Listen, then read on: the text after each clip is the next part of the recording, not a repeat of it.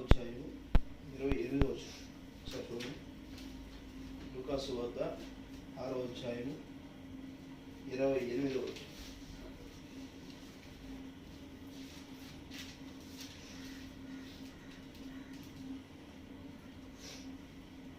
మిమ్మల్ని శపించు వారిని దీవించుడి, మిమ్మల్ని బాధించు వారి కొరకు ప్రార్థన చేయడు.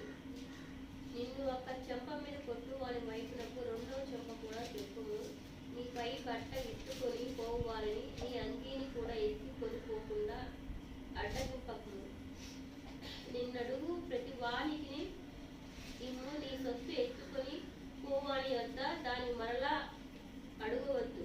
మనుష్యులు మీకేలాగు చేయవలనని మీరు కోరుకురో అలాగూ మీరును వారికి చేయుడి. మిమ్మల్ని ప్రేమించు వారినే మీరు ప్రేమించినలా మీకేమి నొప్పు కలుగును? పాపులను తమ్మును ప్రేమించు వారిని ప్రేమించరు కదా. మీకు మేలు చేయి వారికే మేలు చేసినలా మీకేమి ఉప్పు కలుగును? పాపులను అలాగే చేతురు కదా. మీరెవరి యొద్ద మరలా పుచ్చుకొనవలెనని నిరీక్షింతురో వారికి అప్పు ఇచ్చిన ఎడల మీకేం మొక్కు కలుగును? పాపులను తాను ఇచ్చినంత మరలా పుచ్చుకొనవలనని పాపులకు అప్పు ఇచ్చదురు కదా. మీరైతే ఎట్టివారిని గూర్చి అయినను నిరాశ చేసుకొనక మీ శత్రువును ప్రేమించుడి, మేలు చేయుడి, అప్పు ఇయుడి. అప్పుడు మీ ఫలము గొప్పదై ఉండును, మీ స్వరోన్నతిని కుమారులై ఉందురు. ఆయన కృతజ్ఞత లేని వారి ఎడలను దుష్టుల ఎడలను ఉపకారి అయి ఉన్నాడు. కాబట్టి మీ తండ్రి కనికరము గలవాడై ఉన్నట్టు మీరును కనికరము గలవాడై ఉండుడి. తీర్పు తీర్చకుడు, అప్పుడు మిమ్మల్ని గూర్చి తీర్పు తీర్చబడదు. నేరము మోపకుడి, అప్పుడు మీ మీద నేరము మోపబడదు. క్షమించుడి, అప్పుడు మీరు క్షమించబడదురు. ఈయుడి, అప్పుడు మీకు ఇయ్యబడును. అణచి కుదిరించి దిగజారినట్లు నిండు కొలతను మనుష్యులు మీ ఒడిలో కొలతులు. మీరు ఏ కొలతతో కొలుతురో ఆ కొలతనే మీకు మరలా కొలవబడి చెప్పెను.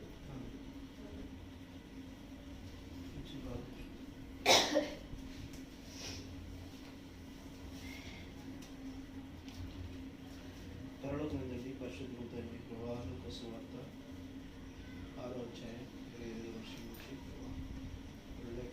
వచనం నుంచి లేఖనాలు ప్రభా, మేము ఏ స్థితిలో ఉన్నామో ఆ స్థితిని తిరిగి ఆ స్థితిని ప్రభా తోటి వారికి ప్రభా మరి ఇస్తున్నప్పుడు ప్రభా ఆ స్థితిని మేము ఇంకా బలపడటకు ప్రభావ రెండంతలు దయచేటకు ప్రభావ మీరు ఇచ్చిన కృపను బట్టి మీకు వందనాలు చెల్లించుకుంటున్నాను ప్రభా. ఈ వాక్యం యొక్క వివరణ ఏదైతే మాకైతే తెలియదు కానీ నైనా మీరే ప్రభా రంగం మీద ఉండి నాకును కూడుకున్నాను ప్రభా. నీ ప్రియులకు ప్రభా పిలిచి వడ్డించండి తండ్రి, మీకు కూడా దయచేయండి. సమస్తమును సకల పరిష్కారాలు కోరుకుంటున్నాం మా తండ్రి. మమ్మల్ని మరుగులు పెట్టి ప్రభా మీరే రంగం మీద ఉండి మాట్లాడాలని ప్రభా మీ ప్రియ కుమారుడైన యేసుక్రీస్తు నామములో అడిగి వేడుకుంటున్నాం మా తండ్రి. ఆమేన్.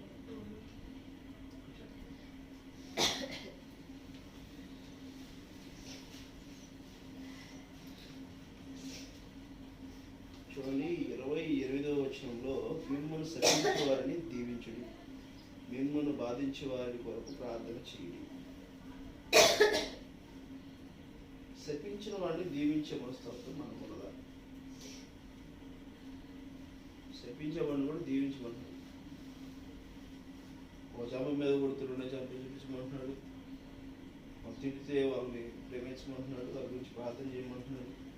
ఇది వాక్యం మొత్తం కూడా ఏం చేస్తుంది? మీరు తీర్పు తెచ్చుకోవాలి. అరే నువ్వు ఇలా ఉన్నావు కదా, ఇలా ఉన్నావంటే ఇక నువ్వు పనికిరావు, అది చేస్తావు, ఇది చేస్తావు. తీర్పు తీసేవతో నువ్వు తీర్పులో నిలబడిన వాడు. ఎందుకని? తీర్పు తీర్చుట నీ స్థానం కాదు, ఓకేనా? నువ్వు తీర్పు తీర్చాలంటే నువ్వు ఏ స్థానంలో ఉండాలి? ఏ స్థానంలో ఉండాలి? ఒక వస్తువు తయారు చేయాలంటే ఆ వస్తువు మీద అవగాహన ఉన్నప్పుడే తయారు చేయగలుగుతాం, అవునా? ఒక ప్యాన్ తయారు చేయాలనుకో, ఆ ప్యాన్కి ఒక స్టాండ్ కావాలి, ఒక మెష్ కావాలి, దానికి ఒక రెక్కలు కావాలి, దానికి కండెన్సర్ కావాలి, దానికి కాయిల్ కావాలి, దానికి ఒక తీగ కావాలి, దాన్ని ఇలా చుట్టాలి, దీనికి ప్లస్ ఇట్లా వైర్ కనెక్షన్ ఇవ్వాలి, ఇప్పుడు మైనస్ ఇలా కనెక్షన్ ఇవ్వాలి, దానికి ఇలాగ కండెన్సర్ని పెట్టి ఇలా రేడియేటర్ని పెట్టి చేస్తే రెసిడెన్స్ పవర్ ఎలా వస్తుంది, పవర్ సప్లై ఎలా అవుతుంది అనేది నీకు అవగాహన కావాలి. అవునా? దేవుని స్తోత్రం. హల్లెలూయా. మరి దేవుడు ఏ పని చేసినా నీకు చెప్పకుండా చేయనంటాడు. ఈ భూమి మీదకి దేవుడు ఎందుకు వచ్చాడు? యేసుక్రీస్తు భూమి మీదకి ఎందుకు వచ్చాడు చెప్పండి. దేవుని స్తోత్రం. హల్లెలూయా. భూమి మీదకి మొదటిగా ఆదామును పంపాడు. ఆదాముని పంపినప్పుడు ఎందుకు పంపించాడు ఆదాముని? ఈ భూమి మీద ఆయన ఒక రాజ్యాన్ని పరిపాలించాలని చెప్పేసి అనుకున్నాడు. అవునా? ఆ రాజ్యాన్ని పరిపాలించుకోవాలనుకున్నప్పుడు ఈ రాజ్యం ఇలా చేస్తే ఇలా చేస్తే బాగుంటుంది కదా, ఏది ఇలా తీర్చేసాడు. ఎవరు? లూసిఫర్, అపవాది, సాతాను తీర్పు తీర్చేసాడు. ఇలా చేస్తే బాగుంటుంది కదా, ఇదంతా ఇదే కదా, దేవుడు చెప్పేశాడు కదా, నేను కూడా చేయగలుగుతాను కదా అని చెప్పేస్తానని లూసిఫర్ అనుకున్నప్పుడు ఈ భూమి మీదకి దేవుడు తనను పంపించాడు, తొక్కి వేశాడు. నువ్వు పనికిలో పోరా, భూమి మీద పో అని చెప్పి పంపించేశాడు. పంపించేసిన తర్వాత ఏం చేసేది జరిగింది? ఈ భూమి మీద వాడు రాజు అయిపోయాడు. రాజు అయిపోయి ఏం చేస్తున్నాడు? ఈ భూమి మీద ఉన్నటువంటి కొండలు, రప్పలు, రాళ్ళు, జీవము, నీరు, పక్షులు, జంతువులు వీటన్నిటి మీద వాడు ఏం చేస్తున్నాడు? ఆధిపత్యం చేయాలనుకుంటున్నాడు. కానీ మనిషిని నిర్మించడం తెలియట్లా. తను ఒక స్వరూపాన్ని రూపుదిద్దటం అనేది తనకు తెలియదు. కానీ భూమి మీదనే రాజ్యము స్థాపించబడుతుంది. ఆమేన్. హల్లెలూయా. భూమి మీదే రాజ్యము స్థాపించబడాలి. ఎందుకనంటే మనకు తెలియని విషయం అనుకుంటున్నాం. తెలియని విషయం అనేది కాదు, తెలిసిన విషయం. ఎందుకు తెలిసిన విషయం అంటే ఒక స్త్రీ నుంచి ఒక బిడ్డని ఎలాగైతే తీయబడుతుందో ఈ భూమి మీద నుంచి కూడా జీవాన్ని తీయాలని చెప్పేసరి దేవుడు నిర్ణయించాడు. హల్లెలూయా.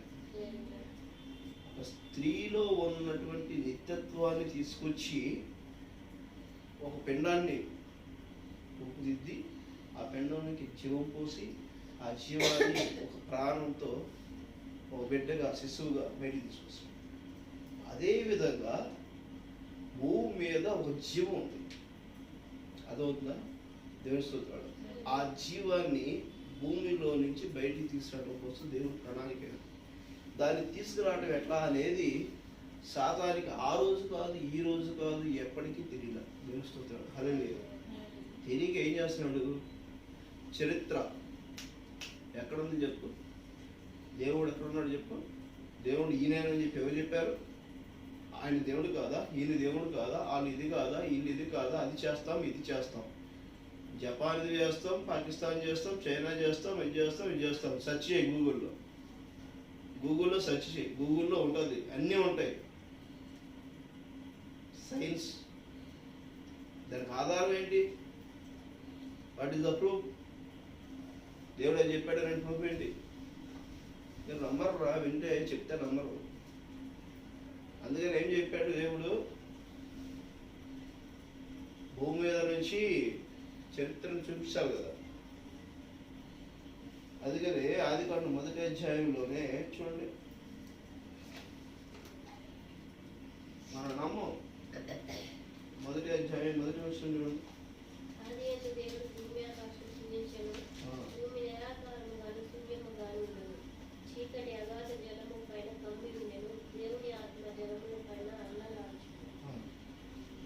ఆది యందునే దేవుడు భూమి ఆకాశములు సృజించును. ఆది యందునే భూమి ఆకాశములు దేవుడు సృజించేశాడు. స్తోత్రం. అంటే భూమి ఆకాశాలు సృజించినప్పుడు భూమిలో నుంచి ఆదామును తీసేది కూడా ఆ భూమి మీదే ఉంది. కానీ అది తెలియదు. సాతానికి అప్పటి నుంచి కూడా తెలియదు, ఇప్పటి నుంచి కూడా అర్థమవుతుందా? ఏదైనా ఒక విషయాన్ని కనిపెడితే దాన్ని కాపీ కొట్టడం అనేది నేచర్ సంస్కృతి అనేది ఉందిగా. మన ముందు జరుగుతున్నదే కాపీ పేస్ట్. ఒరిజినాలిటీ మనకు తెలియదు అసలు. ఎందుకు తెలియదు అని అంటే దౌర్భాగ్యమైనటువంటి ఆలోచనలతోనే మనం వెళ్తాం. ఎందుకంటే మన గొప్పలు, మనిషి గొప్పోడే. ఆ మనిషిని ఎదుర్కొనటానికి ఒక శక్తి ఉంది. ఆ మనిషిని ఏర్పరచుకున్నటువంటి సాతాన్ని ఎదుర్కోవడానికి ఒక శక్తి ఉంది. ఆ మనిషి ఏ స్థాయిలో ఉన్నాడు,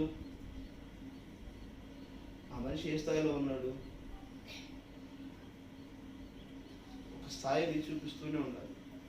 అరే ఈ స్థాయిలో నేను తుచి ఈ స్థాయిలో నన్ను నోటిస్తే నేను ఎట్లాగా అనేది సహజంగా ఒక పిల్లవాడు తన తండ్రి దగ్గర మాట్లాడతాడు. అవునా? ఏదైనా సరే సహజంగా క్యారమ్ బోర్డు ఆడుతున్నాం అనుకో, తండ్రి పిల్లోడు కూర్చొని ఆడుతున్నాడు అనుకో, తండ్రి క్యారమ్ కాయన వేసాడు, పిల్లోడు ఓడిపోయాడు. లేదు నాకు అది అర్థం కాలేదు, నేను మళ్ళీ ఆడాల్సిందే, ఓడిపోలేదు అని పిల్లోడు అంటాడా? తండ్రి మళ్ళీ సరే ఆడదు. అవునా? అంటే 1, 2, 3 స్థానాలు ఇచ్చిన తర్వాత అయిపోయింది, ఓడిపోయామా అని చెప్పేస్తారు క్లియర్. అవునా? దేవుని స్తోత్రం. అంటే 1, 2, 3 అనేది పరిపూర్ణం. అదవుతుందా? ఉదయం, మధ్యాహ్నం, సాయంత్రం అయిపోయింది. స్మాష్. చీకటి నుంచి మళ్ళీ చీకటికి వెళ్ళిపోతుంది. దేవుని స్తోత్రం. హల్లెలూయా. అర్థమవుతుందా? అలాగే పిల్లవాడి మీద ప్రేమ చూపించడం కోసం ఈ సాతాను కూడా దేవుని కుమారుడే. ఎంత చెడ్డోడైనా దుర్మార్గుడైనా దేవుని కుమారుడే. కాబట్టి దేవుడు ఎంత అవకాశం ఇస్తూనే వచ్చాడు. అర్థమవుతుందా? ఎన్నిసార్లు ఇచ్చుంటాడు? లెక్కలేని సార్లు. దాంట్లో 2 మాట్లాడుకుందాం. అర్థమవుతుందా? ఇదే మనం 3 గురించి మాట్లాడుకోవాల్సింది. 3 పరిపూర్ణం కదా, 3 గురించి మాట్లాడుకోవాలి కదా. దాంట్లో మొదటిగా ఆదాముని మోసం చేయడానికి అవ్వ ఒక కాయిద ఉంది. ఆ కాయిద గురించి వర్తమానం గ్రహించిన వారికి తెలుసు. నేర్చుకుంటున్నాం. అది ఒకరికి తెలిసిన దాన్ని పదే చెప్పటం అనేది నీ వంతు కాదు. ఎందుకంటే వాదించటము, తర్కం చేయటం అనేది జ్ఞాని వంతు కాదు. అర్థమవుతుందా? దేవుని స్తోత్రాలు. అవునా? గ్రహించగలిగినవాడు, ఇప్పుడు పని చేయటం తెలిసినవాడు పని చేయనోడి దగ్గర ఎంత చెప్పినా వ్యర్థమే. అర్థమవుతుందా? ఒక మనిషి గ్రహించిన విషయాన్ని చెప్తున్నా దాన్ని తోసిపుచ్చుతున్నాడు అంటే వాడికి గ్రహింపు లేదు. అది ఫస్ట్ మనం గమనించాలి. అర్థమవుతుందా? మనకి తెలిసిన విషయాన్ని ఎదుటివాడు తోసిపుచ్చుతున్నాడని అంటే వాడికి మనం చెప్పే విషయం మీద పట్టు లేదు, అవగాహన లేదు. వాడికి ఏదో తెలుసు, ఏదో లూసిఫర్ కూడా తెలుసు. ఎందుకు తెలీదా? 6000 సంవత్సరాల నుంచి పరిపాలిస్తున్నాడు రాజ్యాన్ని. కొన్ని లక్షల సంవత్సరాలు వాడి ఆధీనంలోనే భూమి ఉంది. దేవస్తోత్రాడు. హల్లెలూయా. అర్థమవుతుందా? మరి ఇవన్నీ ఆధీనంలో ఉన్నప్పుడు దేశాన్ని పరిపాలిస్తున్నాడు, ప్రపంచాన్ని పరిపాలిస్తున్నాడు. వాడు ఆధీనంలో తీసుకుని, మనుషులను ఆధీనంలో తీసుకుని, ఆదాముని ఆధీనంలో తీసుకుని దాని పరిస్థితికి వచ్చి యేసు క్రీస్తుని కలవాలి. సిలువ వేయబడినప్పుడు ఆయన చనిపోయాడా లేదా, మరణించాడా లేదా? ఆయన వాక్యం చెప్తున్నాడు. ఏం చెప్తున్నాడు? సార్, నేను మరణించాను కానీ నిత్యం సజీవుడినై ఉన్నాను అని చెప్తున్నాడు. దేవుని స్తోత్రాలు. హల్లెలూయా. అర్థమవుతుందా? ఆయన నిత్యం సజీవుడై ఉన్నాడు. సిలువలో తన శరీరము మాత్రమే అక్కడ మరణానికి గుర్తుగా వెళ్ళింది. కానీ ఆ శరీరము కూడా పునరుద్ధానం కలిగి 3వ రోజున వెళ్ళిపోయింది. దేవుని స్తోత్రాలు. హల్లెలూయా.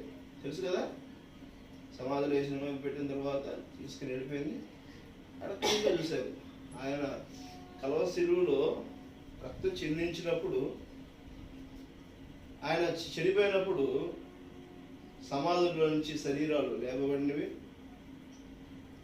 మందిరాల్లో తెరలు చినిగిపోయింది. అంటే ఎనకమాలు కట్టిన పులిపేట ఎనకమాలు కట్టిన తెర చీలిపోయింది, 2గా చీలిపోయింది.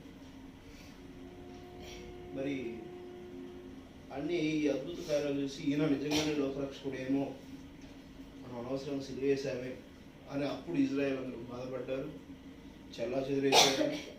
ఇజ్రాయెల్ దేశం కొన్ని వందల సంవత్సరాలు ఎడారిగా మారిపోయింది, శాపగ్రస్తం అయిపోయింది. ఇప్పుడు చిగురించింది, ఇప్పుడు ప్రపంచాన్ని ఎదిరించే స్థాయికి ఎదిగింది.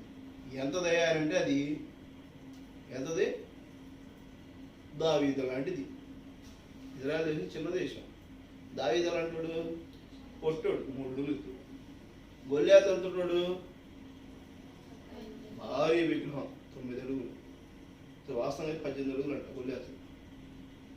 18 అడుగులు ఎత్తు, 18 అడుగులు ఎత్తు అంటే సుమారు మించు మన ఇంకంత ఎత్తు. మనిషిది 3 అడుగులు ఉన్నటువంటి దావీదు ఎగిరి ఒక బుద్ధుతో చంపేశాడు. దేవుని స్తోత్రం. అర్థమైందా? ఇజ్రాయెల్ దేశం, ఇంత దేశము ప్రపంచాన్ని మొత్తాన్ని షేక్ చేస్తుందా లేదా?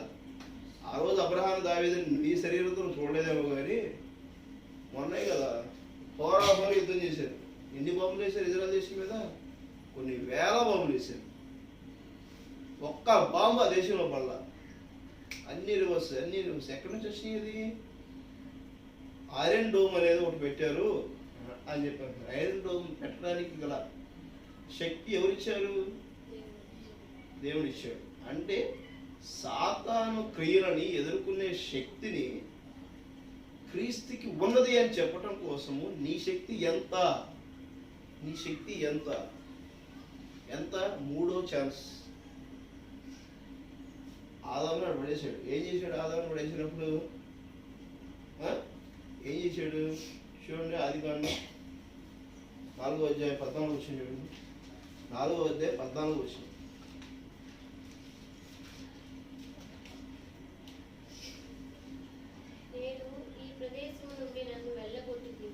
ఎవరైనా ఈ ప్రదేశం నుంచి నన్ను ఎవరు అంటుందన్నమాట? 13.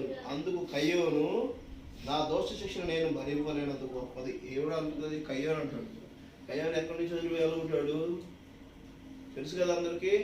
ఏదే తోటలో నుంచి కయ్యోని నువ్వు వెళ్ళిపో అంటాడు. అర్థమవుతుందా? అప్పుడు ఏమన్నాడు? నన్ను వెళ్ళగొడుతున్నావు, నేను కాదు, నీవు వేసిన శిక్ష నేను భరించలేనంత ఉంది అని చెప్పాడు. అనగా దేవుడికి జాలేసింది. దేవుడికి జాలేసింది. అది జాలి పడతానన్న కూడా దేవుడికి తెలుసు. అందుకనే మొదటిగా ఆదాముకి పుట్టవలసిన వాడు యేసుక్రీస్తు అయితే కయ్యోనికి అవకాశం ఇచ్చాడు.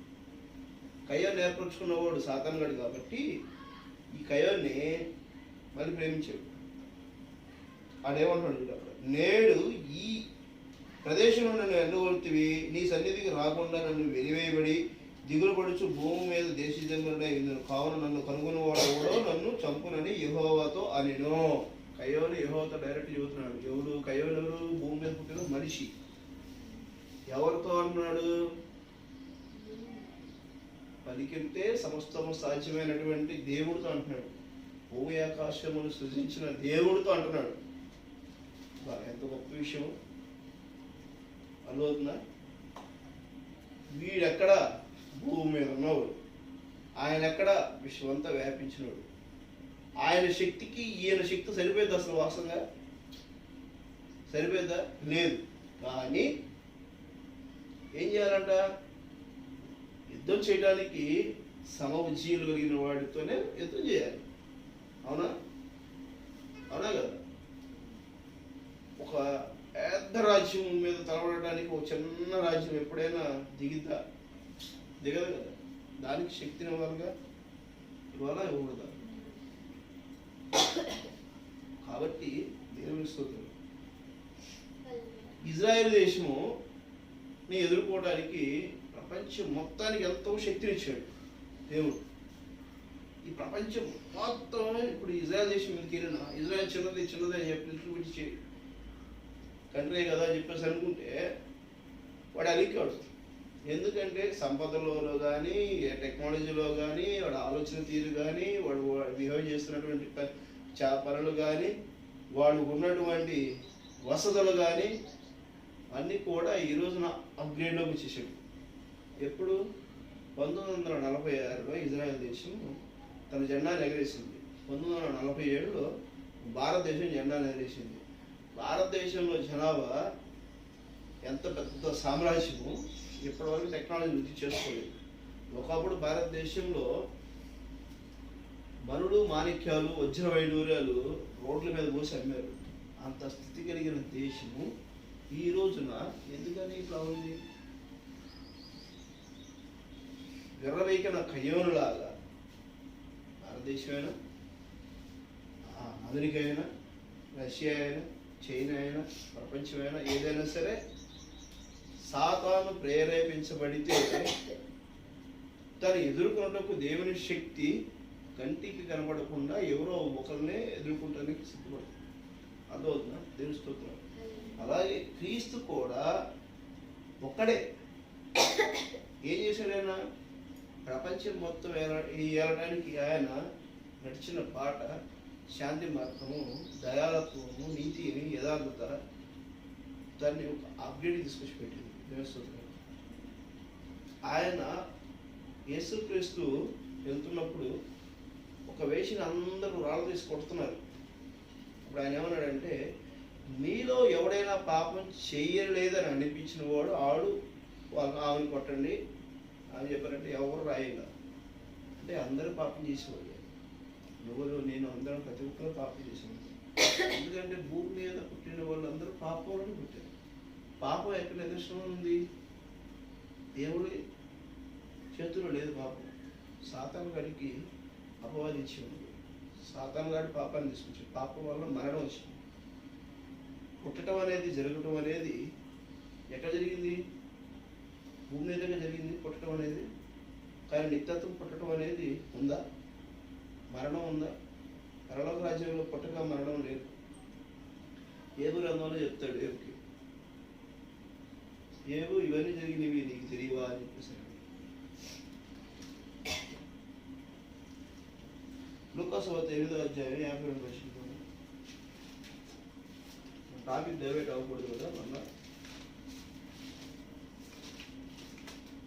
ఇక్కడ దేవుని స్థాయి, మనం ఎవరితో ఎలా చేయాలనేది చూడండి. లూకాసు వార్త 8వ అధ్యాయం 50 నుండి 56. అందుకు ఆమె నిమిత్తమై ఏడ్చుచు రొమ్ము కొట్టుకొనుచుండగా ఆయన వారితో, ఏడవవద్దు, ఆమె నియంత్రించుచున్నదే గాని చనిపోలేదని చెప్పాను. ఆమె చనిపోయినని వారు ఎరిగి ఆయనను అపహసించిరి. అయితే ఆయన ఆమె చెయ్యి పట్టుకొని, చిన్నదాన లెమ్మని చెప్పగా ఆమె ప్రాణము తిరిగి వచ్చింది కనుక వెంటనే ఆమె లేచెను. అప్పుడు ఆయన ఆమెకు భోజనం పెట్టుడని ఆజ్ఞాపించాడు. ఆమె తల్లిదండ్రులు విస్మయము నొందిరి. అంతటా ఆయన జరిగినది ఎవరితోనూ చెప్పవద్దని వారికి ఆజ్ఞాపించాడు. ఇక్కడ చనిపోయినటువంటి ఆమెకి దేవుడు చెప్తున్నప్పుడు లగమనంగానే లగపోయేసరికి దేవుణ్ణి అపహసించారట. ఎవరు? అక్కడ వాళ్ళు. అర్థమవుతుందా? దేవుని స్తుతులు. ఇప్పుడు దేవుడిలో విశ్వాసం కలిగి నడిచిన వాడు ఏమవుతాడు? అపహాస్యానికి గురవుతాడో లేదా?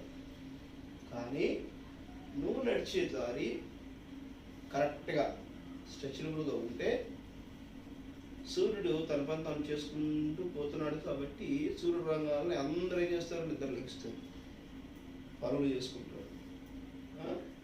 చంద్రుడు ఫస్ట్ నిలబడిపో అని చెప్పేసరి నేను పొడవగానే ఆ చంద్రుడిని చూసుకుని పనులు స్టార్ట్ చేసుకుంటారు. వెన్నెలు వచ్చి పొలం వచ్చేదానికి, మంచి వెన్నెలు వచ్చేదానికి ఏం చేస్తారు? ఆ వెన్నెలు కాదు చూసి సంతోషిస్తారు. అర్థమవుతుందా? ఇలాగా దాని క్రమం జరుగుతూ ఉంటే అప్పుడు దానికి ఇవ్వాల్సిన విలువని సమాజం ఇస్తుంది. అయితే మొదటిగా మనం నడుచుకోవాల్సిన దారి ఏంటనేది గలిబిడి కలిగినటువంటి దారిగా ఉండకూడదు. లేసే గాడిదనంట, కూసే గాడిద చేంజేసిందంట, చెడగొడుతుందా లేదా? గ్రహింపు లేనటువంటి వాడు గ్రహింపు కలిగిన వాడిని బెదరగొడతానే ఉంటాడు. అంటే విషయము పరిజ్ఞానం కలిగిన వాడు కూడా విషయం తెలియని వాడు చేస్తాం. కానీ మనకు తెలిసిన విషయాన్ని మనం సంపూర్ణంగా స్టాండర్డ్ కలిగి ఉండాలి. దేవుని స్తోత్రాలు.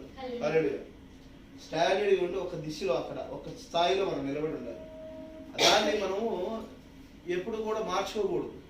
అంటే మన క్రమం మనకే ఉండాలి.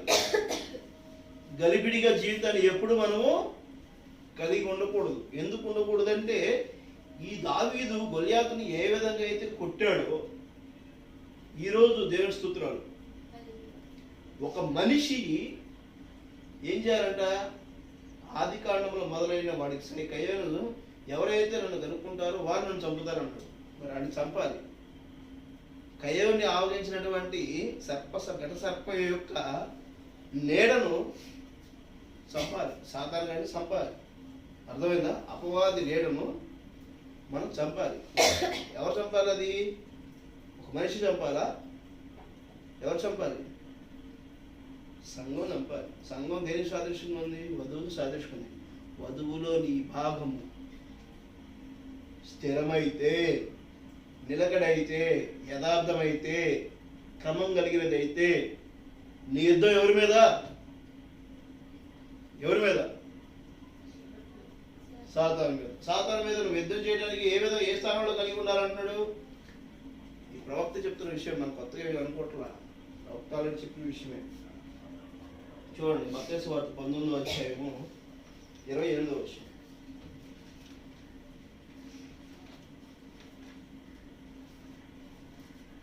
పరలోక పెళ్లి కుమారుడు మరియు భూలోక పెళ్లి కుమార్తెకు భవిష్య గృహం. దీంట్లో చెప్తారు ప్రవక్త. యేసు వారితో ఇట్లనెను, ప్రపంచ పునర్జన్మనందు మనుష్య కుమారుడు తన మహిమల సింహాసనము మీద ఆసీనుడై ఉండునప్పుడు నన్ను వెంబడించిన మీరును 12 సింహాసనముల మీద ఆసీనులై ఇశ్రాయేలు 12 గోత్రముల వారికి తీర్పు తీర్చుదురు. ఆమేన్. ఏంటంటే యేసు వారితో ప్రపంచ పునర్జన్మనందు. పునర్జన్మ అంటే అదే కదా, మారు మనసులు ఎత్తబాటు. అనుభవుతుందా? దేవుని స్తోత్రాలు. మీరు నా తండ్రి రాజ్యంలో నాతో పాటు కూర్చుందురు అని దేవుడు చెప్తున్నాడు. అవునా? చెప్తున్నాడా లేదా? సింహాసనం అందు మనిషి కుమారుడు తన మహిమ గల సింహాసనం మీద ఆసీనుడై ఉన్నప్పుడు నన్ను వెంబడించిన మీరును 12 సింహాసనముల మీద ఆసీనుడై ఇశ్రాయేలు 12 గోత్రముల వారికి తీర్పు తీర్చుదురు. దేవుని స్తోత్రాలు. హల్లెలూయా. అర్థమవుతుందా? ఆయన సింహాసనం మీద కూర్చోమంటున్నాడు. కూర్చోమంటున్నాడంటే ఏంటి? నీకు ఏ స్థానం ఇచ్చాడు? పెళ్లి కుమార్తె స్థానం ఇచ్చాడు. పెళ్లి కుమారుడు క్రీస్తు అయినది. దానిలో పెళ్లి కుమార్తె భాగం అవుతుందనంటే ఆదాము పక్కటెముకలో నుంచి తీసిన అవ్వ ఏ విధమైతే ఉన్నదో క్రీస్తు పక్కటెముకలో ఈ రోజు సంఘమై ఉన్నది. దేవుని స్తోత్రాలు. హల్లెలూయా. అంటే ఇప్పుడు మనం క్రీస్తులో భాగం కలిగి ఉన్నాం. భాగం కలిగి ఉన్నామంటే సంఘంలో మనం ఒక స్థానం కలిగి ఉన్నామంటే మనం ఖచ్చితమైనటువంటి క్రమం కలిగి ఉండాలి. దేవుని స్తోత్రాలు. హల్లెలూయా. ఎవరో చెప్తే ఏదో బాగా చెప్తే మనం మారిపోయేది కాదు.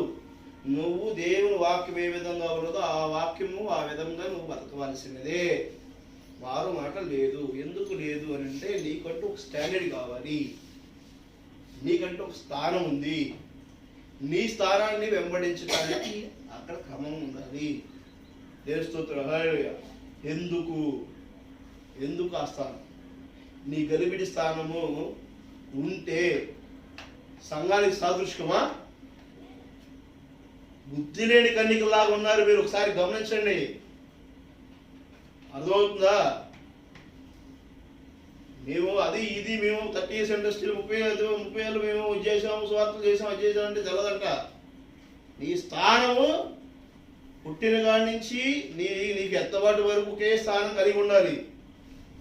డ్యూటీలో నువ్వు జాయిన్ అయ్యావు, ఒక ఎంఆర్ఓ స్థానంలో జాయిన్ అయ్యావు, ఒక కలెక్టర్ స్థానంలో నువ్వు జాయిన్ అయ్యావు, లేకపోతే ఒక ఎస్ఐ స్థానంలో జాయిన్ అయ్యావు, లేకపోతే ఒక కమిషనర్ స్థానంలో, ఏదైనా ఒక విధిని నువ్వు జాయిన్ అయినప్పుడు ఆ విధిని ఎలా చేయాలో అలానే చేయాలి.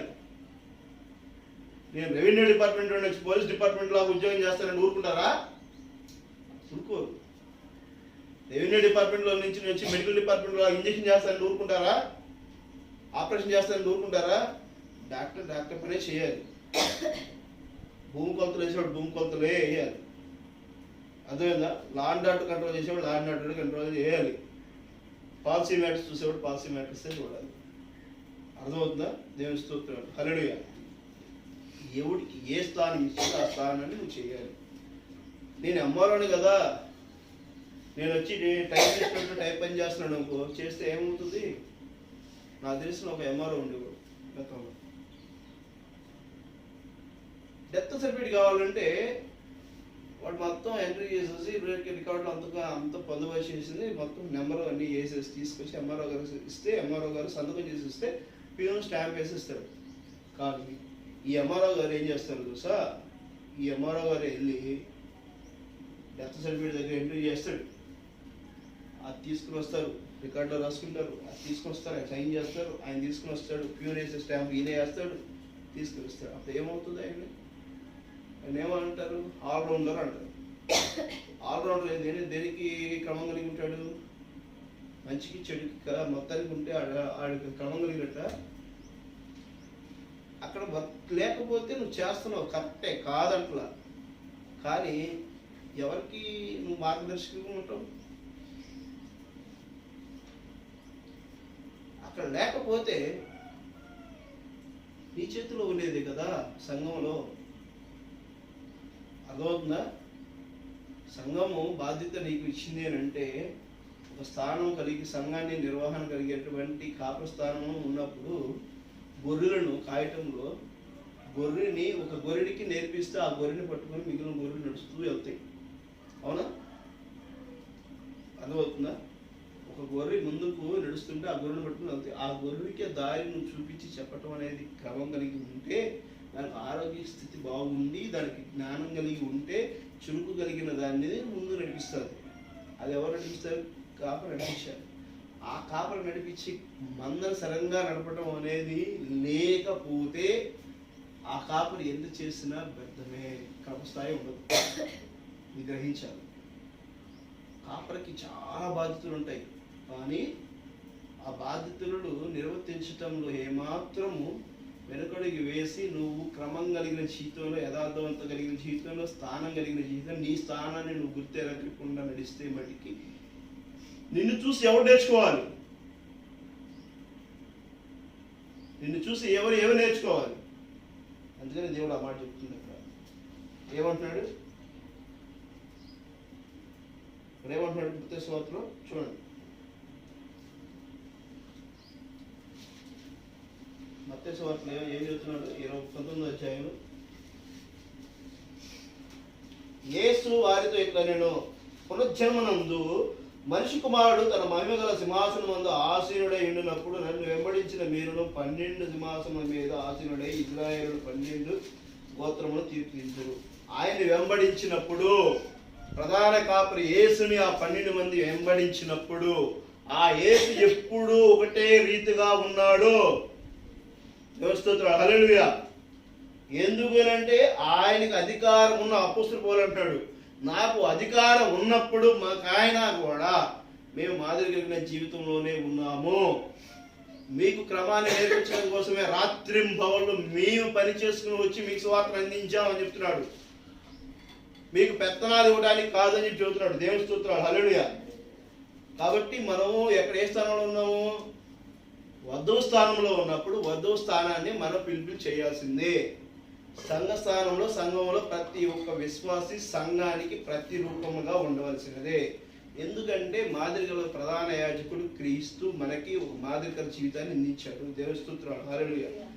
మన ప్రధాన యాజకుడు ఏ విధంగా బలి అర్పించాడో వధువు కూడా ఆ విధంగా బలి అర్పించవలసినదే, త్యాగం చేయవలసినదే. చేస్తేనే సరి, లేకపోతే ఇంకా నీకు ఆల్టర్నేటివ్ లేదు. ఎందుకంటే నీకు స్థానం ఇచ్చినప్పుడు ఆ స్థానాన్ని నేను ఎన్నాళ్ళు త్యాగం చేస్తాను? నువ్వు ఎవరి కోసం త్యాగం చేయకపోయా? ఎందుకు చేస్తావు? ఎవరి కోసం త్యాగం చేస్తావు? అర్థమవుతుందా? ఎవరి కోసం నువ్వు ఆ స్థానంలో ఉన్నావు అనుకో, నువ్వు అలానే బతుకు. ఎవరిని మెప్పించడానికి బతకొద్దు, ఎవరి చేత గొప్ప అని చెప్పించుకోవడానికి బతకొద్దు. ఇక్కడ వాక్యం అదే చెప్తుంది, ప్రవక్త అదే మాట చెప్తున్నాడు. మీరు నా తండ్రి రాజ్యంలో నాతో పాటు కూర్చుందురు, నీవు మారినప్పుడు అది జరుగును. అది గాడిద పిల్ల గూర్చియు ఆయన చెప్పినప్పుడు ఆ పదమనే వాడును. ఆ గాడిదను విప్పి పోనీయుడి, లాజరు పునరుద్ధానమందు అదే పదము వాడెను. అతను కట్లు ఇప్పుడి, అతను మార్చుడి, అతను కట్టబడిన వాడిని విప్పి పోనీయము. దీని భావమేమి? సాతాను గుప్పెటి నుండి భూమిని విడిపింపబడును, అది విప్పబడును. రాజకీయం నుండి అది విప్పబడును. శాఖ సంబంధ బంధకముల నుండి అది విప్పబడును. దేవుని రాజ్యముగా అది ఉపయోగపడును. భూమి మీద దాన్ని స్థాపించును. ప్రస్తుతము సాతాను ఈ భూమికి యాజమానించి వాడి చేతిలోనే ఉన్నది, యజమానత్వం వాడి చేతిలోనే ఉంది, అదే వాడిది. కానీ ఇప్పుడు క్రీస్తు దానిని విమోచించును, పునరుద్ధానం చేసి. దేవుని స్తోత్రాలు, హల్లెలూయా. ఎందుకంటే వెలగట్టి కన్నాడు. దేవుని స్తోత్రాలు, హల్లెలూయా. అందుకనే లోకసువార్త 8:47 వచ్చిన నుంచి 48 వచ్చిన 47, 48 చూడండి. లోకసువార్త 8:47, 48. తాను మరిగే ఉండలేదని ఆ స్త్రీ చూసి వణుకుచూ వచ్చి ఆయన ఎదుట సాగిలపడి తాను ఎందు నిమిత్తము ఆయనను ముట్టెనో వెంటనే తాను ఎలాగూ స్వస్థపడెనో ఆ సంగతి ప్రజలందరి ఎదుట తెలియజెప్పాడు. తాను మరుగై ఉండలేదని ఆ స్త్రీ చూచి బతుకుచూ వచ్చి ఆయన ఎదుట సాగిలపడి తాను ఎందు నిమిత్తం ఆయనను ముట్టినో వెంటనే తాను ఎలాగ స్వస్థపడినో ఆ సంగతి ప్రజలందరూ ఎదుట తెలియజెప్పును. నువ్వు అలా చెబుతున్నావా? క్రీస్తును నువ్వు తాకి స్వస్థత పొందావు. క్రీస్తు నీకు పునరుద్ధానం ఇచ్చాడు, నీకు మేలైన జీతం ఇచ్చాడు. ఈ క్రీస్తు నీకు అద్భుతమైనటువంటి మార్గదర్శనాన్ని చూపించాడు, సాక్ష్యాన్ని ఇచ్చాడు. మరి నీకు ఎంత ఆశీర్వచనం, ఎవరికి దక్కనటువంటి ఫలాన్ని నువ్వు పుచ్చుకొని తింటున్నావే. ఎవరిని నిన్ను ఏదైతే చూపించుకోకుండా నీ గొప్ప స్థానం దేవుడు ఇచ్చినప్పుడు, ఆ స్థానాన్ని నువ్వు కలిగి ఉన్నప్పుడు నువ్వు ఆ విధాన్ని చెప్తున్నావా? దేవునికి స్తోత్రం, హల్లెలూయా. మరి నువ్వు అర్థం లేనటువంటి జీవితంలో నువ్వు బతుకుతా ఉంటే ఎట్లాగా? అది నువ్వు వెళ్ళిపోయి పొద్దుకెళ్ళి దేవుణ్ణి నమ్ముకో, దేవుణ్ణి చెయ్యి, దేవుడు గొప్పవాడు, దేవుడు, ఇది నువ్వు చెప్పవసరలా. ముందు నువ్వు బతుకు. దేవుడు నీకు కదా వరం ఇచ్చింది, అవునా? ఎవరికి ఇచ్చింది వరము? పక్కనోడు కాదుగా, నీకు కదా ఇచ్చింది. నీకు ఇచ్చినప్పుడు దేవుడు ఏ విధంగా బతికాడు నువ్వు అలా బతకాలి. దేవుని స్తోత్రం, హల్లెలూయా. అర్థమవుతుందా? నీకు చెప్పమని చెప్పాడు అనుకో, నువ్వు ప్లజ్గా తయారైతే నువ్వు కూడా ఒక కాయలాగా ఫలించి పండి సువాసన వెదజల్లేటువంటి పక్వం చెందిన ఫలం అయితే అప్పుడు నువ్వేం చెప్పవసరమా? ఆ చెట్టు కాయ పండిపోయి, ఒక చెట్టుకి ఒక కాయ పండిపోయి బాగా మగ్గిపోయింది అనుకో, దాని వాసన ఎవరు చెప్పవసరమా? అరే ఇక్కడ ఏదో వాసన వస్తుంది, ఏంటిది? మామిడికాయ కాయ, మామిడికాయ చెట్టుకి ఏదో కాయ పండినట్టుందిగా, జనాభా తెలుస్తుంది కదా. దేవుని స్తోత్రం, హల్లెలూయా. తెలుస్తుందా లేదా? రోడ్డు మీద వెళ్తుంటే బిర్యానీ వండుతున్నారు అనుకో, అప్పుడు ఏమైంది? వాసన తప్ప ఎవడ బిర్యానీ వండుతున్నారని చూస్తావా లేదా? అంటే ఏ వాసన పరిమళమో దానికి అది ఆ సువాసన ఏదో జరుగుతుంది. నువ్వు క్రీస్తు సువాసన కలిగి క్రీస్తు రుచిని ఎరిగిన వాడివైతే ఆ రుచిని నువ్వు విస్తరింపజేయడానికి, ఆ సువాసన వెదజల్లడానికి నువ్వు పక్వానిచ్చాను. అర్థమవుతుందా? ఒక్కరి గురించి వెళ్ళి ఊరిన వాళ్ళ దగ్గర చెప్పాల్సిన అవసరంలా. నీవు పర్ఫెక్ట్గా ఉన్నప్పుడు నీ రాజ్యము సంపూర్ణమవుతుంది. దేవుని రాజ్యం తనలో కొన్ని నిలగలదు. ముందు నువ్వు ఎత్తబడి జరుగుతున్నాయి కదా ఎదురులోకి వచ్చేది.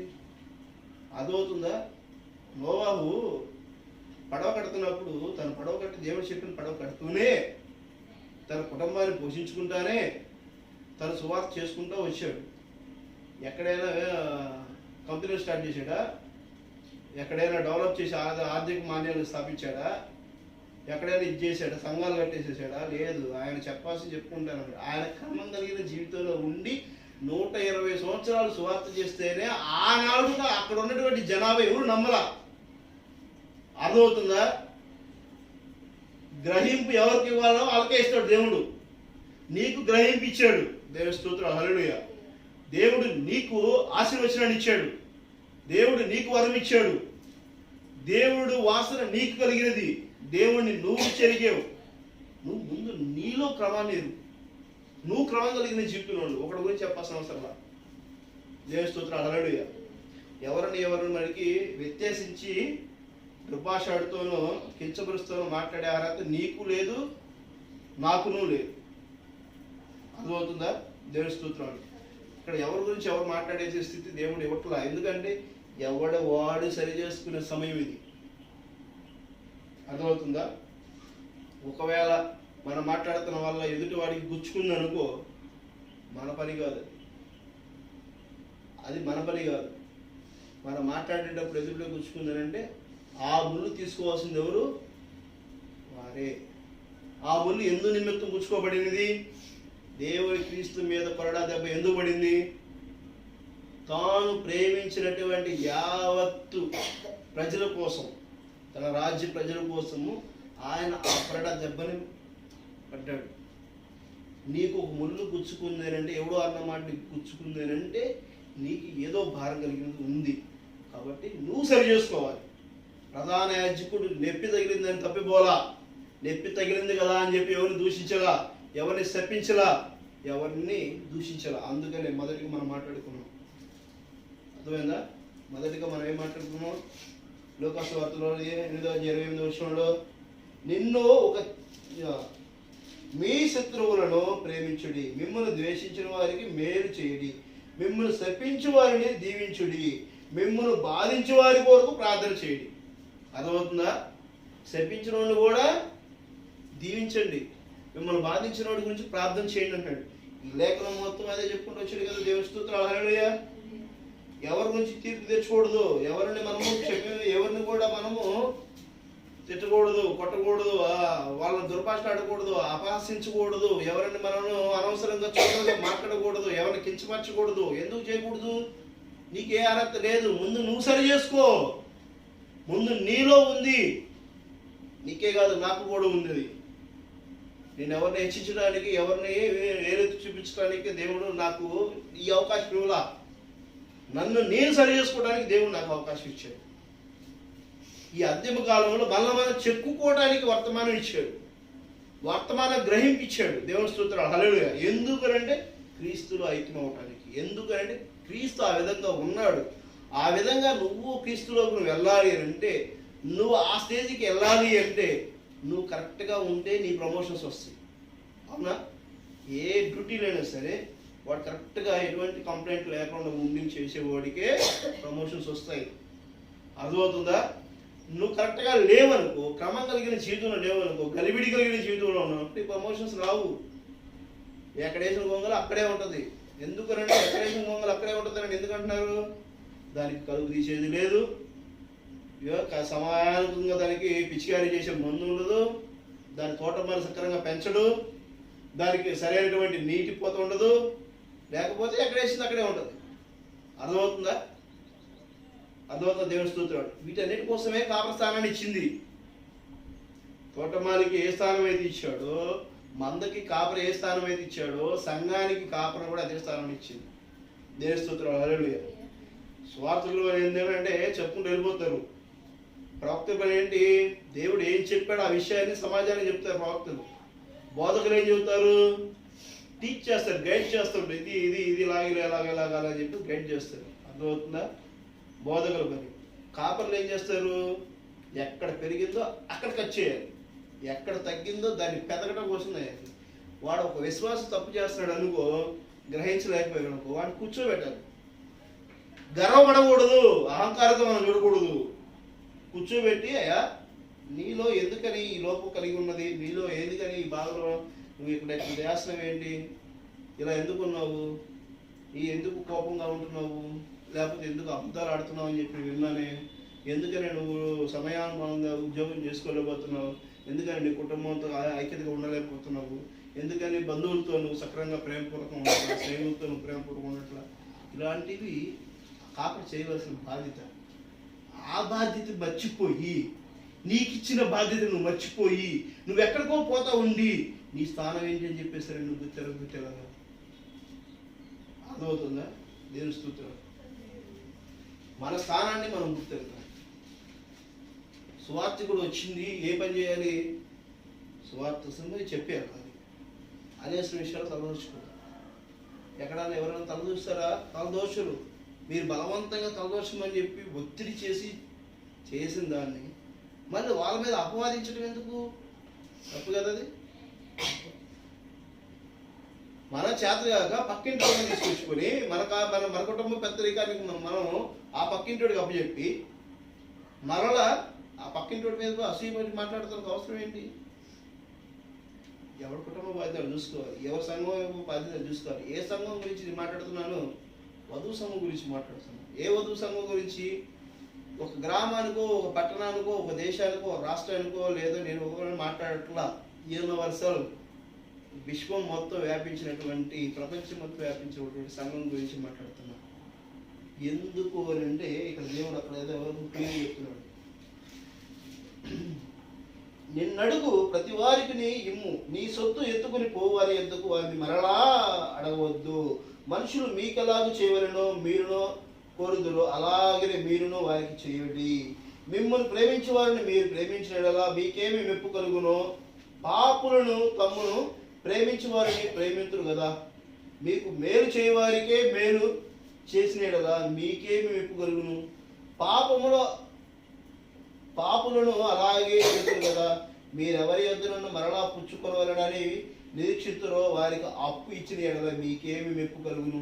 పాపులు తాము ఇచ్చినంత మరలా పుచ్చుకున్న వలనని పాపకు అప్పు ఇచ్చిదురు కదా. పాపాత్ములే కదా. డబ్బు సంపాదించుకోవాలనుకునేవాడు డబ్బు ఇస్తాడు. అదేవిధంగా నీకు రూపాయి ఇస్తే నా పాలు కల్పిస్తానని చెప్పించేవాడు ఆడు వ్యాపారస్తుడు. ఆడు ఆశిస్తున్న వాడి దగ్గరికి తీసుకునేదానికి ఆవేదన చేస్తావా? కాదు కదా.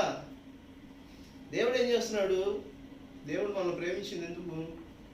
ఆయన ప్రేమించమని ఆయన ప్రేమించమని చెప్పేస్తారంటే మనం ప్రేమించాడు దేవుడు కాదు. దేవుని స్తోత్రాలు, హల్లెలూయా.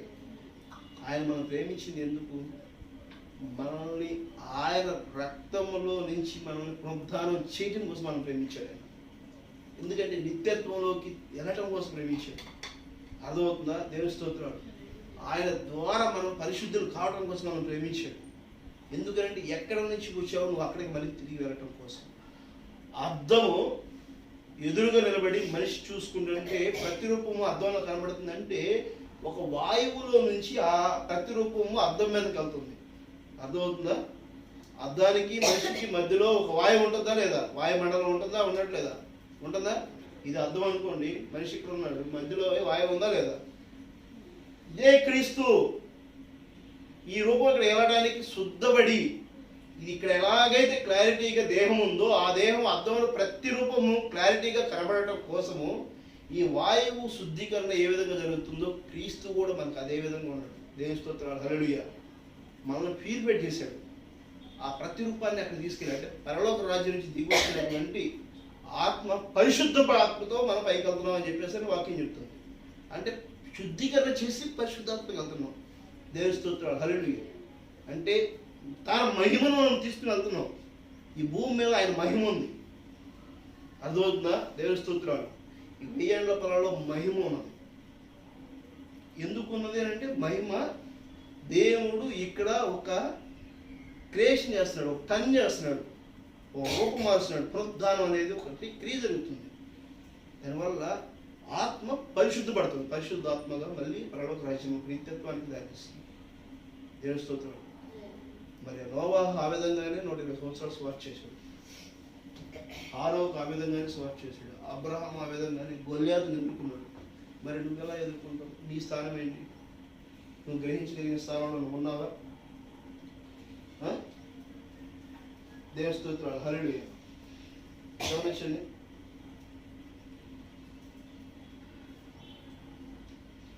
మనము ఏ మాత్రము రచ్చ చేయము, ఇక ఏ సూత్రం మనము తర్కించుకోము, వివాదములు పెట్టుకోము. మనం మనిషిలా నడుస్తాము, పురుషుని వస్త్రములు ధరిస్తాము, స్త్రీలైతే స్త్రీల వస్త్రములు ధరిస్తాము. మన నడక, మన ప్రవర్తన, మన విశ్వాసము దేవుని కుమారుడు కుమార్తెల వలె నిరూపిస్తాము. ఎట్లా అంటే దేవుని కుమారుడు కుమార్తెల వలె ఉంటామంట. పురుషుల బట్ట ఎలా వేస్తున్నాడు, స్త్రీలు బట్ట ఎలా వేసుకుంటున్నాడు. క్రీస్తుని ధరించిన వాడు క్రీస్తు ధరించిన వాళ్ళే ఉండవలేడు. అర్థమవుతుందా? దేవుని స్తోత్రాలు. ఒకవేళ యేసుక్రీస్తు నామంలో బాప్తిసం తీసుకోవడం అంటే ఏదో నీటిలో ఏదో అక్కడ మునిగి లేకపోవడం కాదు. ఒకవేళ యేసుక్రీస్తుని మనం ధరించుకోవాలి, ఆయన దుస్తులు ధరించుకోవాలి, ఆయన పరిశుద్ధాత్మను మనం ధరించుకోవాలి, ఆయన నీతిని మనం ధరించుకోవాలి, ఆయన క్రమాన్ని ధరించుకోవాలి, ఆయన పట్టుదల ధరించుకోవాలి, ఆయన శక్తిని ధరించుకోవాలి, ఆయన విజయోత్సవాన్ని మనం ధరించుకోవాలి. దేవుని స్తోత్రాలు. హల్లెలూయా. అర్థమవుతుందా? మనం ఏదో ఊరకనే అనే ఉండకూడదు. కుమారుడు కుమార్తెలను నిరూపిస్తాము. దేవుడు ఏదైనా చెబితే దానిని మనం ఆమేన్ చెబుతాము. ఏదైతే మనం చేయాలని బైబిల్ చెప్తుందో దానిని మనం తూచా తప్పకుండా చేస్తాము. ఎంత మాత్రం తర్కించు. మన వల్ల వెళ్ళి దానిని చూస్తాము. అందుకోసమే దేవుడు మనల్ని ఐక్యపరచాలని కోరుచున్నాడు. నేటి ఈ దినము మనము తప్పక దాన్ని చేసి తీరవలను. దేవుని స్తుతిస్తున్నాడు. హల్లెలూయా. అర్థమవుతుందా? ప్రవక్త క్లియర్గా చెప్తున్నాడండి. ప్రవక్త క్లియర్ చెప్తున్నాడు. వాక్యం క్లియర్గా చెబుతుంది. ఎందుకంటే వాక్యం దేన్ని వెంబడించమంటుంది? దేవుని వెంబడించాలి, వాక్యాన్ని వెంబడించమని చెప్పేస్తున్నాడు. నన్ను ఎవరైతే దేవుడు ఏమంటున్నాడు ఇక్కడ మనం చూసాం కదా, నిన్న ప్రతి వాడు నీ సొత్తు ఎత్తుకొని పోనివద్దు, మరలా అడగవద్దు, మనుషులు మీకు ఎలా చేయాలని మీరు కోరుచున్నారు అలాగే వారికి చేయండి. అర్థమవుతుందా? దేవుని స్తోత్రాలు.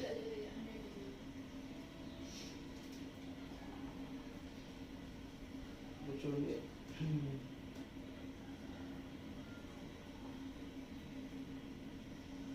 మత్తయి సువార్త 27వ అధ్యాయము 41 నుంచి 53 వచనం.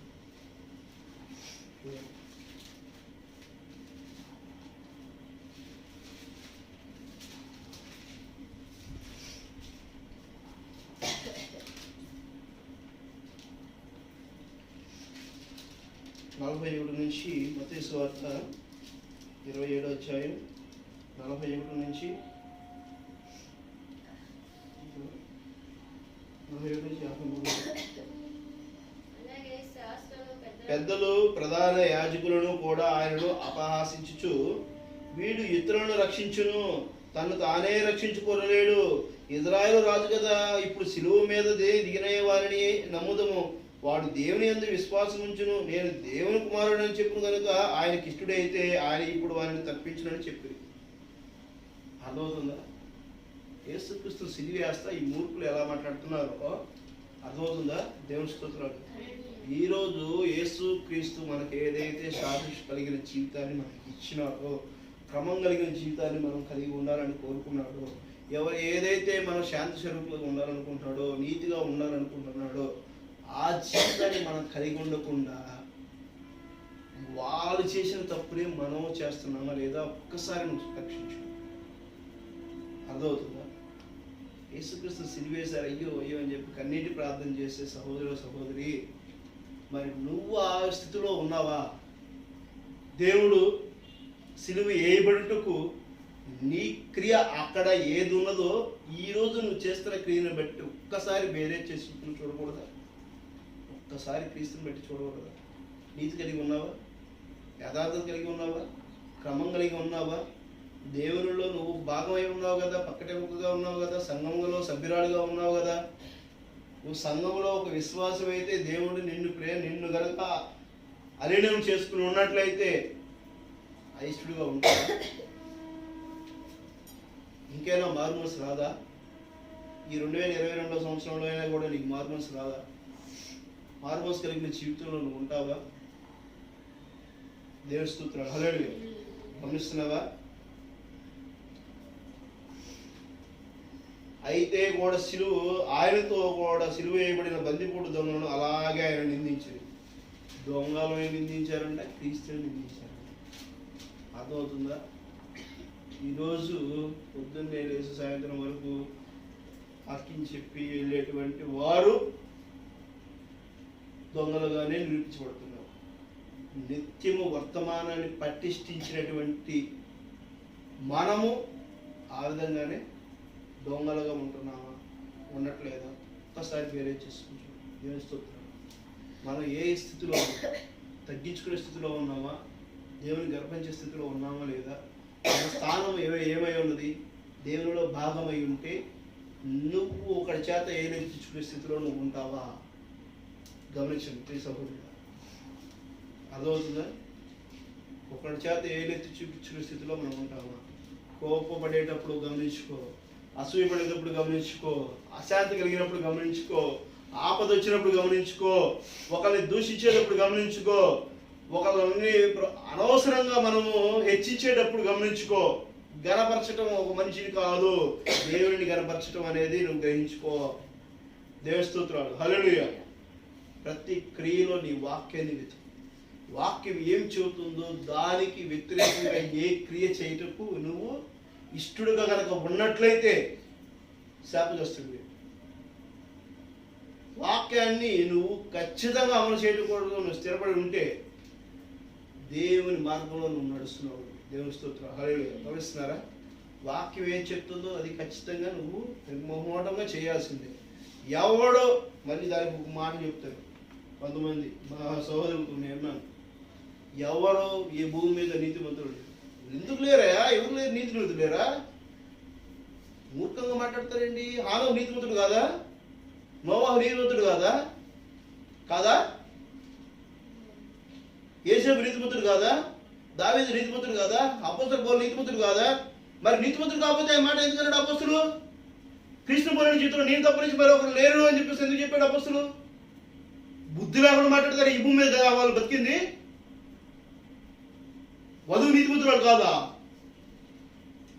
ఒకడు అంటాడు, అరే ఆ మాట మాట్లాడతారు, ఈ భూమి మీద ఎవరు నీతిమంతులు లేదని వాక్యం చెబుతుంది. లేరు భూమి మీద. నువ్వు ఆ విధంగా జీవించాలనే కదా క్రీస్తుని నీకోసం శిలువలో అప్పగించింది. ఈ భూమి మీద లోకప్రియంగా నువ్వు ఉంటే, అన్యుడిగా నువ్వు ఉంటే, లోకస్తుడిగా నువ్వు ఉంటే, ఇక్కడే లోకంలో మట్టిలో నుంచి తీయబడినట్టు మట్టిలోనే ఉంటావు. ఈ భూమి మీద నువ్వు లేవు. కానీ ఈ భూమి మీద నుంచి పరలోక రాజ్యం రావడానికి క్రీస్తు రక్తం ఉంది. క్రీస్తు రక్తంలో నువ్వు కడగబడిన వాడివి అయితే ఖచ్చితంగా నువ్వు ఏమవుతావు? పునరుజ్జీవనం కలిగి ఉంటావు. దేవుని స్తోత్రం, హల్లెలూయా. అర్థమవుతుందా? నీ పునరుజ్జీవనం అనేది నువ్వు ఉద్ఘటించు. ఈ భూమి మీద ఎవరు లేరు, కానీ ఈ భూమి మీద వాడివి కాదు, నువ్వు ఆ పరలోక రాజ్యంలో వాడివి. ఆ పరలోక రాజ్యంలో వాడివి ఈ భూమి మీద పరదేశంగా వచ్చావు. స్వదేశీయుడు కాదు నాయనా నువ్వు. ఆ వాక్యాన్ని బట్టి ఆగిపోయి కూర్చుంటున్నావు.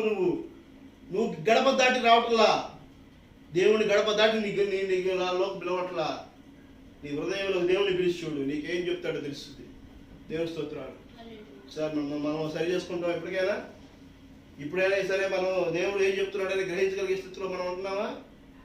చూడండి ఎంత అద్భుతంగా దేవుడు మనల్ని పెంచుకుంటున్నాడో. మనల్ని సరి చేసుకోవడానికి దేవుడు ఎంత అవకాశాన్ని ఎంత కృప ఇస్తున్నాడు. అర్థమవుతుందా? దేవుని స్తోత్రాలు, హల్లెలూయా.